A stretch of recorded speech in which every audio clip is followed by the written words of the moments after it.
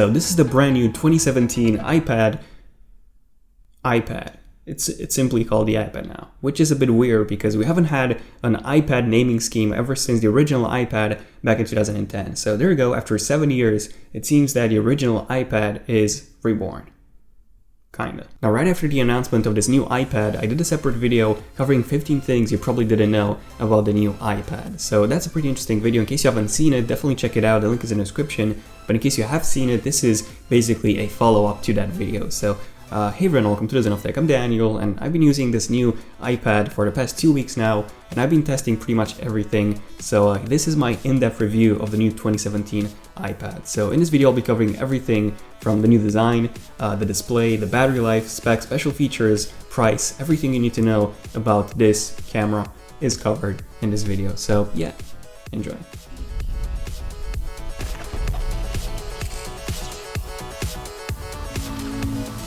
Okay, so starting off with the name, why is this thing called the iPad? Because this is a bit weird. Every single iPad since the second generation iPad has had a naming scheme. So iPad Air, iPad Pro, iPad Mini 2, 3, 4, and so on. Well, Apple has essentially killed the iPad Air lineup, at least for now. So now you have the iPad and then the iPad Pro, 9.7 inch and 12.9 inches. Now this new naming scheme definitely makes it a lot easier for new customers. But it's a bit confusing for people like myself who have used previous generation iPads. So it's kind of weird using the first generation iPad once again. Now, if you go on Apple's website, this thing is actually called the iPad 5th generation. That's because it's sort of like a successor to the iPad 4 and not a successor to the iPad Air 2 or the iPad Air 1, or not even to mention the iPad Pro 9.7 inch. And essentially the whole idea behind this new iPad is that it's really, really cheap. So this is the cheapest iPad that you can currently buy. So it's actually cheaper than even the iPad Mini 4, which now only comes in 128 gigabytes. Next up, let's talk about the design. So there are a few differences between this new iPad and the iPad Air 2 and the iPad Pro 9.7 inches. So it basically has the exact same dimensions as the first generation iPad Air, which was released in 2013. So this means that this new iPad is actually thicker than the iPad Air 2 or the 9.7 inch iPad Pro or the iPad Mini 4. So this new iPad comes in at 7.5 millimeters thick versus 6.1, which is what we had on the iPad Air 2, 9.7 inch Pro and Mini 4. So that's a 1.4 millimeter difference. But yeah, if you're coming from the iPad Air 2, Mini 4 or iPad Pro 9.7 inches, then you're definitely going to notice this thickness difference. But then again, if this is your first iPad, or if you haven't used an iPad in a long time, then this is just fine. You're not going to notice that thickness difference. Now, the second design difference is actually the weight. So this new iPad is actually heavier than the iPad Air 2, the iPad Pro 9.7 inch, obviously the iPad Mini 4 as well. And it's actually even heavier than the original iPad Air 1. So this new iPad comes in at 480 grams. And by the way, on Apple's website, that weight is actually wrong. It's actually heavier than they say it is, which is a bit weird. So 480 versus 435 that the 9.7 inch iPad Pro is. 50 grams is not a massive difference, but then if you're coming from an iPad Air 2 or an iPad Pro 9.7 inch, then you are definitely going to notice this difference. It's obviously much lighter than the first generation iPad or the second, third, and fourth. So if you're coming from any old generation models, then this is a pretty huge improvement when it comes to the weight. So from the first generation iPad Air, we do have a few differences as well. So for example, the microphone location has changed a bit, and then also the speaker grills are now larger to match the design on the iPad Air 2 and the iPad Pro 9.7 inches. Oh, and also you no longer have that rotational lock button that you used to have on the iPad Air 1 and every single iPad before the iPad Air 1. And one pretty big difference is when it comes to the edges. So we no longer have chamfered edges like on the iPad Air 2 or the iPad Mini 4 or the iPad Pro. The edges are now matte. So same thing happened to the iPhone SE, by the way. So you could essentially call this an iPad SE. So yeah, design-wise, this new iPad still has one of the most premium designs you can find on any tablet on the market right now. So you have no plastic, it's all full metal and glass on the front. Actually, you do have plastic if you choose the cellular model. That one actually has a bar on the top so that the cellular signal can pass through. But yeah, other than that, this new iPad is really well built. Moving on to section number 3, let's talk about the display. So in my 15 things you need to know video, I mentioned quite a lot of downsides when it comes to the display of this new iPad. So when it comes to the resolution, we have the exact same resolution as on pretty much every single iPad except for the 12.9 inches iPad Pro. So 2048 by 1536, which translates to a PPI of 264. Now, even though this is not as sharp as a phone would be, considering that this is a tablet and you do have quite a significant viewing distance, you won't actually notice any pixels on this display. So this is overall a really awesome display. It looks nice, it's very beautiful and sharp. But now here's the part where you can actually feel the price difference. So the display on the new iPad isn't laminated anymore. So with the iPad Air 2, the iPad Air 2 was actually the first iPad to come with a laminated display. So what does a laminated display actually mean? Well, on a device, a display actually has multiple layers. So you have the LCD, which is on the bottom, then you have the digitizer or the touch input, which recognizes your touches, and then you also have the glass on the top. Obviously, you have the backlight for an LCD underneath the LCD. But yeah, in general, you have 3 layers: display, touch, and then the glass above it. When a display is laminated, all of those layers are basically combined into just one layer, and this basically reduces reflection, also increases the contrast, and simply gives you a sense of immersion like never seen before. I mean, every single Apple device now has a laminated display, even when it comes to Samsung devices, and even when it comes to Microsoft devices, Google devices, HTC, LG, pretty much everyone switched to full laminated display panels, except for this new iPad. So what does this mean? Is it really that bad? Well, basically when you're touching the display, it feels like you're not actually touching the display, but instead you're touching the glass above it. So in a way, it feels like the display is caged in, so to say. So yeah, comparing this to something like an iPad mini 4 or an iPhone 7 or Samsung Galaxy S7, you can see that there's a pretty big difference between this iPad, which doesn't come with a laminated display, and those devices, all of which do come with a laminated display. Now, because of this, and also because this iPad doesn't actually have an anti-reflective coating, by the way, all Apple devices do have an anti-reflective coating except for this, the display is really reflective, so it's almost like a mirror. Using this outdoors is really difficult, and using this indoors, I would say that it's good. I mean, if you're looking at exactly from the front, then it's good. But yeah, if you're looking at from the sides, you're going to notice a ton of reflection. Also, when it comes to the glass, tapping on the glass feels quite cheap, and it feels a bit weird.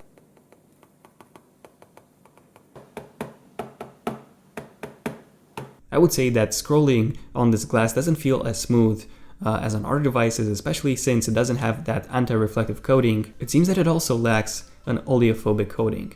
So yeah, the display does feel a bit grippy, so to say. And yeah, basically this new iPad's display is not as immersive as any current generation Apple device, except for the Mac Pro, because the Mac Pro doesn't have and the Mac Mini. Now when it comes to the actual colors of this display, yes, I do have to say that they do look a bit washed out when compared to the iPad Air 2 or the iPad Mini 4. And then the iPad Pro 9.7 inch, that one actually has a DCI-P3 display along with a True Tone display. But because of that DCI-P3 display, the colors are way more vibrant on the iPad Pro 9.7 inch. So yeah, if you're planning on using this to, I don't know, edit photos or maybe even edit videos, then don't. I mean, you can do that, but an iPad Pro 9.7 inch would be much better because of that DCI-P3 display. And then as a conclusion, when it comes to the display, here's the thing. In my 15 things you need to know video, I was really negative about the display. And even in this video, up until now, you would say that, okay, you're not going to get this iPad because the display is bad. And everything I've said about the display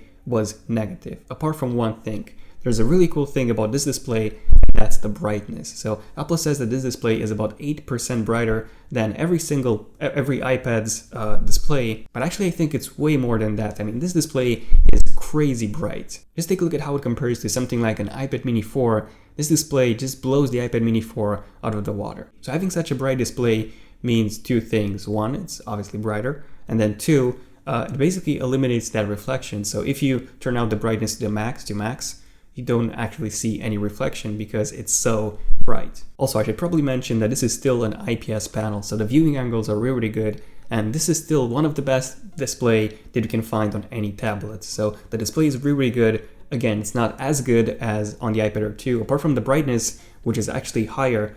And then when it comes to the iPad Pro 9.7 inch, that one has a wider color gamut since it comes with a DCI-P3 display. So overall, the display is actually not that bad, to be honest. Now moving on to the performance and the specs, when it comes to the RAM, we actually have 2 GB of RAM. So just like on the iPad Air 2, the iPad Mini 4, the iPhone 7, the iPhone 6s, not the iPhone 7 Plus, that one comes with 3, but yeah, 2 GB of RAM, and the same amount of RAM, by the way, we have on the iPad Pro 9.7 inch, so 2 GB of RAM on the iPad Pro. So basically the most amount of RAM you can get on any iPad, you also have on this iPad. Now when it comes to the processor, we have the Apple A9 processor, so basically the exact same processor as in an iPhone 6s. Now, one thing that I should point out is that iPads in general, they do have an X version of the processor. So for example, the iPad Air 2 had the Apple A10X chip, and then the iPad Air 1 had the Apple A7X chip and so on. And the X version of the processor, that one comes with a better GPU, so with a triple core GPU, so it can handle that resolution, that high resolution of the display much better than an iPhone processor, for example, would. Now, the only exception to this rule would be the iPad mini lineup. So every single iPad mini, all of them have an iPhone processor inside. So no X, no extreme version of the processor in an iPad mini. And same goes for this new iPad. We have an Apple A9 chip, not an Apple A9X chip. So this means that you would get about the same performance as on an iPhone 6s, actually a bit less, since you do have that high resolution display that you have to drive. But overall, when it comes to the actual performance and how fluid this thing is, it's really, really, really fluid. So I'm really impressed. I'm actually way more impressed by the performance than about everything else about this iPad. I wasn't expecting it to be this fast. I mean, there's no lag or anything, and it's so much faster than an iPad Air 2 or even my iPad mini 4. This thing is just crazy fast. So yeah, it seems that Apple did indeed optimize iOS 10.3 for this iPad really well.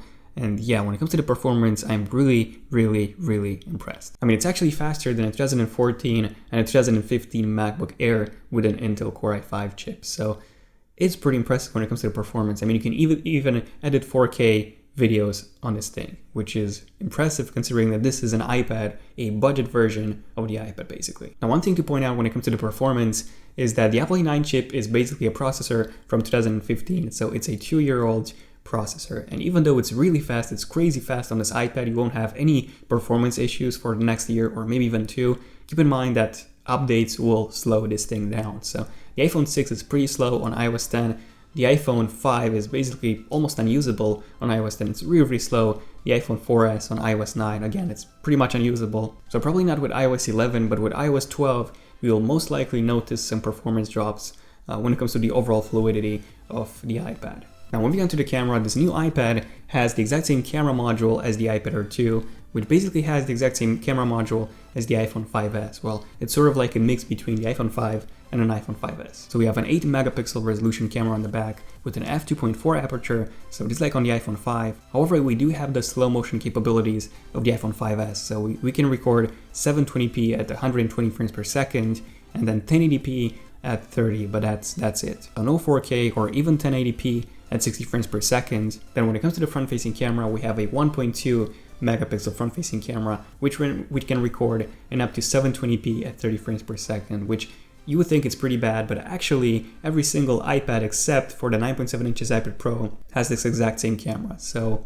same exact camera as on every single iPad except for the 9.7 inches iPad Pro. Yeah, 720p is good for FaceTime, and yeah, that's pretty much it. Now let's take a more in-depth look at the camera, and let's take a look at some sample shots and videos and see how good or how bad this camera on the new iPad really is. So I'm going to compare it to the camera on the iPad mini 4, which is the same module as the iPad Air 2, also the iPhone 7 Plus just for reference, the iPhone 6s, and then also the old iPhone 4S, because it does have some pretty similar specs to the old iPhone 4S as well. So yeah, let's take a look. Okay, so let's take a look at this image of this bench. So this one was taken with the iPhone 4S, and as you can see, it actually looks pretty good. However, if we move on to the iPhone 6s, it looks so much better, especially just take a look at the concrete and the bench, the texture, it's so much sharper. Then on the iPhone 7, it simply looks amazing, the colors and everything. I was standing on the same spot, by the way, but the iPhone 7 Plus one is actually much wider. This is the iPad mini 4. As you can see, it looks really similar to the iPhone 4S one, and now here's the new iPad one. It's a bit wider than the iPad mini 4. Yeah, it's pretty similar to the iPhone 4S one, but let me know in the comments which one do you guys think looks better. Now here we have a macro shot of some plants. So this is the iPhone 4S, and it actually looks really good, to be honest. This is the iPhone 6s, and as you can see, it's so much brighter and so much crispier than the iPhone 4S. So just take a look at the ground. It's so much clearer than the iPhone 4S. Then the iPhone 7 Plus, this one just looks amazing. The plants and even the ground is perfectly in focus. And then this is the iPad mini 4. So colors are really washed out, highlights are blown out, and it just doesn't look that good. And now this is the new iPad. So the colors are much better than on the iPad mini 4, for example, but it seems that the image, at least the plants, were not that in focus. So I actually focused all of the images manually on the middle plant, but yeah, the new iPad seems to have focused on the ground actually. Next up, this is the iPhone 4S. This is how the image looks taken with the iPhone 4S. Now this is the iPhone 6S. As you can see, the angle is much wider. Again, the image is much crispier. The iPhone 7 Plus just looks amazing. The colors, the resolution, everything. Now this is the iPad mini 4. As you can see, everything is a bit more zoomed in. Again, the colors are kind of washed out and it just doesn't look as good as even the iPhone 4S, I would say. Now here's the new iPad. So as you can see, everything is more in focus, the colors are better, the shadows are deeper, the highlights are not as blown out as on the iPad mini 4. One more macro shot outdoors. So this is taken on an iPhone 4S, and as you can see, it actually looks really, really good. Keep in mind, iPhone 4S, 2011. Then this is the iPhone 6S. As you can see, it's so much brighter and so much sharper than the iPhone 4S. Especially take a look at the background, you can see so many more things in the background. Now here's the iPhone 7, again much brighter and even sharper than the iPhone 6S, I would say. Also on the iPhone 7 you have the portrait mode, which simply makes the macro shots look amazing. Now here's the iPad mini 4, and yeah, it looks okay. It looks pretty much the same as the iPhone 4S. Definitely worse than the iPhone 6S, not as sharp. You can see a ton of noise on the ground. Now here's the new iPad. So again, really similar to the iPad mini 4. It's a bit brighter and there's not as much noise as on the iPad mini 4. So I would say that in this shot, it's a tiny bit better than the iPad mini 4. Now let's take a look at some selfies. So this is the iPhone 4S with a VGA resolution camera. It looks horrible. However, the colors and pretty much everything, it doesn't look bad. The colors are actually pretty good. Now here's the iPhone 6S, and as you can see, massive difference. I mean, the resolution bump is just incredible from VGA to actually 5 megapixels on the iPhone 6S. Moving on to the iPhone 7. On the iPhone 7 you can see more colors. Just take a look at the sky. You can actually see the blue in the sky, whereas on the iPhone 6S that was missing. Now going back to the iPad mini 4. So this is how it looks on the iPad mini 4. 1.2 megapixel resolution, pretty much in between the iPhone 4S and the iPhone 6S. And then here's the new iPad. So this one looks a bit weird. It looks heavily processed, and I would say the colors look worse than on the iPad mini 4. But if you take a look at the leaves behind me, they're so much sharper than in the iPad mini 4 image. So it seems that with this new iPad, Apple actually adds quite a lot of sharpening, at least to the front-facing camera, mostly because of that only 1.2 megapixel resolution. And now let's take a look at some videos. So here's the iPhone 4S. So this is a 1080p video. The iPhone 4S was the first iPhone that could record in 1080p, and I would say it looks okay. So for a 1080p video, it doesn't look that bad. Then moving on to the iPhone 6S, this one looks so much better. Keep in mind this is 4K, not 1080p. So much sharper, and it's even better stabilized, I would say, than the iPhone 4S. Moving on to the iPhone 7, this one is by far the best. So just take a look at how much lighter, how much more detail you get, especially in the grass. Even though it's still 4K, the iPhone 7 Plus does record at a higher bitrate than the iPhone 6S. Now here's the iPad mini 4, and yeah, this one looks horrible. Now it is better than the iPhone 4S, I would say, but not by much. And now here's the new 2017 iPad. So it looks pretty much identical to the iPad mini 4. Now if you take a look at the grass, it's actually sharper on the new iPad. So again, it seems that Apple does do a bit more processing on this new iPad than previously with the iPad mini 4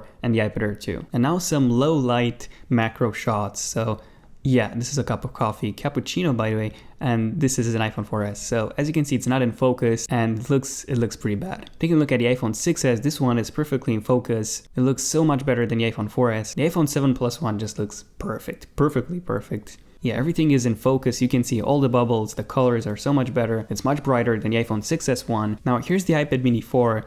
It's not bad. It's really not bad. You can see a ton of noise if you look at the corners of the image. And now here's the new iPad. Now this one looks quite a lot better than the iPad mini 4. Not as much noise as on the iPad mini 4 on the corners. You can see almost all the bubbles. Some of them are not really in focus, but for the most part this image looks really good. I would say that it looks almost as good as the iPhone 6S one. So it seems that Apple does indeed use a brand new sensor, a different sensor in the new iPad 9.7 inches. And finally, let's move on to some extremely low light shots. So here's the iPhone 4S, and as you can see, it looks horrible. Noise is pretty much everywhere, and yeah, it just looks really, really bad. Moving on to the iPhone 6S, this one looks 10 times at least better. The noise is almost gone. It's so much brighter, and you can actually see the red in the box. Moving on to the iPhone 7 Plus, this one looks pretty much perfect. So the noise is almost gone entirely. Again, it's brighter And yeah, the iPhone 7 Plus one definitely looks amazing. Moving on to the iPad mini 4, yeah, this one looks bad. I would say that it's not as good as the iPhone 6s one, but not as bad as the iPhone 4s one, so it's sort of like in between.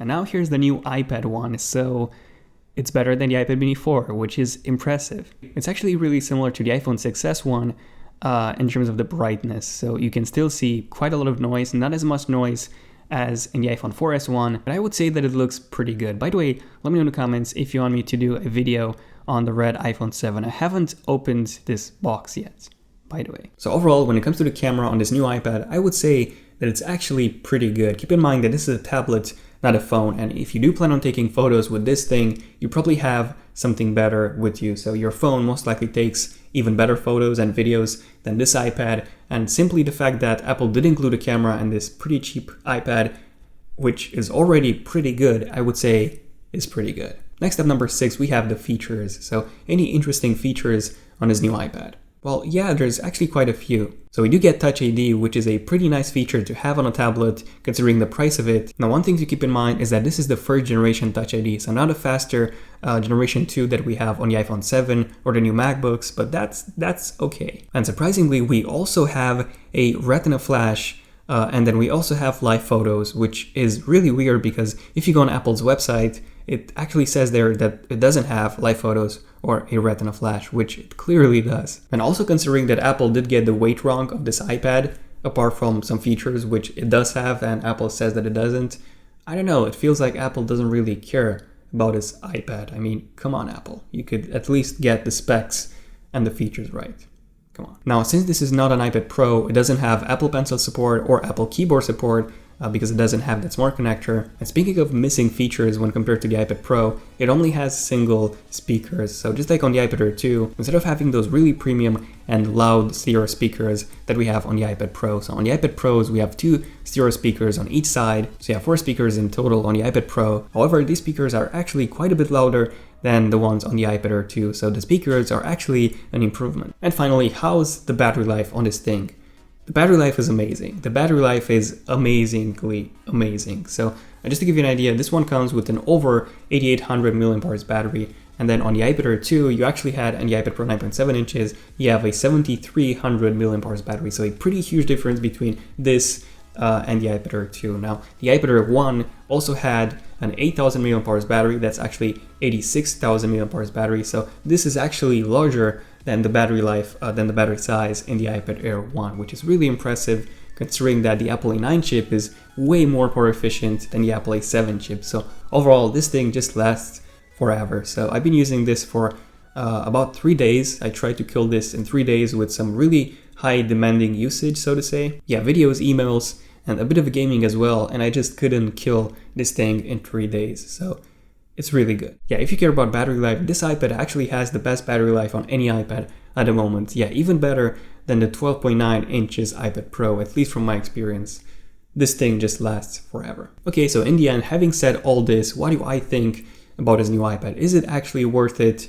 And the answer is yes and no. So it depends. It depends. If you have, let's say, an iPad Air 2 or an iPad Pro 9.7 inch or an iPad mini 4, then no. Don't get this. I mean, the performance gain is pretty good, but then you also get a worse display apart from the brightness. Not even to mention that this thing is thicker and heavier, so in quite a few ways, this thing is a downgrade from the iPad Air 2 and obviously the iPad Pro 9.7 inches. If you really want a new iPad right now, simply wait for the new iPad Pros, which are coming out in 2017. So there's a few rumors about the new iPad Pro 9.7 inch, which is going to have a larger display, so a 10.5 inches display in the exact same form factor as this one. So those bezels would be mostly eliminated, and that would be pretty awesome to have. And the home button is supposedly going away as well. So the iPad Pro 2017 9.7 inches is going to be a pretty huge change. But yeah, if you have an older iPad before the iPad Air 2, or if you don't have an iPad at all, then this is a really good option, not just because it's cheap, but because the performance is actually really good. So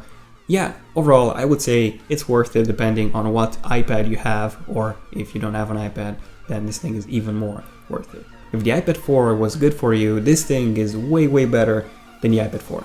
But yeah, this was my review of the new 2017 iPad. So if you have enjoyed this video, feel free to give it a like and also subscribe if you want to see more videos like this one. I'll be having some videos on the new 2017 iPad Pros as well, so definitely stay tuned for those. And also be sure to enable notifications on my channel by simply clicking on the bell icon next to my channel so that you're notified whenever I upload a brand new iPad video. Let me know in the comments if you're epic enough to make it until the end of this video, and also what do you guys think about this new iPad? Honestly, like, what do you guys think about his new iPad? Do you think it's worth it? Do you think it's not worth it? I would say that it's actually worth it. So yeah, this was pretty much it for this video. Thank you for watching this video. I'm Daniel, and I'll see you guys in my next one. ZONEofTECH, signing out. Cheers.